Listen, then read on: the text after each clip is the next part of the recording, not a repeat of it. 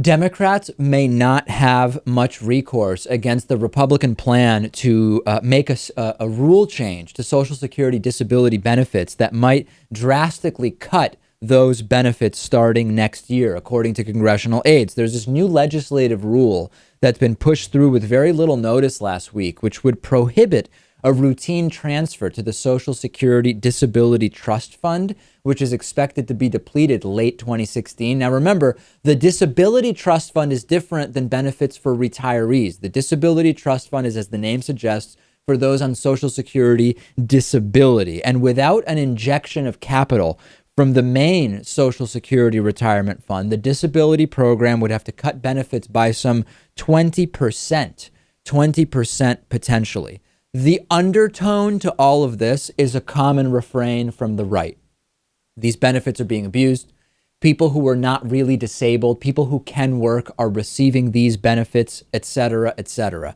And the saddest part about this proposal from the right, which Democrats may not be able to do anything about, is that it would do nothing to cut down on fraud, which is what Republicans claim is really the problem here, because all it will do is cut benefits. It will prevent those on Social Security disability from receiving 100% of the money they do now. They would only receive around 80% of that money, but it wouldn't change who receives it. And it seems to me, Lewis, like if you're trying to cut down on fraud, then you would approach this from the angle of how does someone qualify for disability rather than from the angle of let's just not fund benefits at all.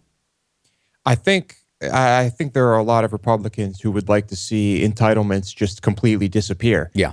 And that's really the goal here. I think talking about fraud is just deflecting, is just trying to take people's attention away from that. And let's really dig down here and think about this for a second, because if you actually consider, first of all, that any social welfare program will have some free riders, some people receiving benefits who don't deserve them. And I use that term deserve sort of loosely.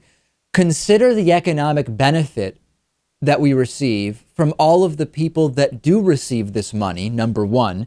And number two, consider the cost of additional scrutiny. If you have, as we saw with these policies that want to drug test welfare recipients, very often the percentage of welfare recipients on drugs is so low that the cost to administer the tests exceeds that being paid in terms of benefits to those who don't deserve the benefits. So it may not even be fiscally conservative to add further scrutiny to Social Security disability. It may not, though, and we need to be open to that possibility. There might be an effective and efficient way to do that. There might not. But I think eliminating the program altogether would, of course, just be a disaster.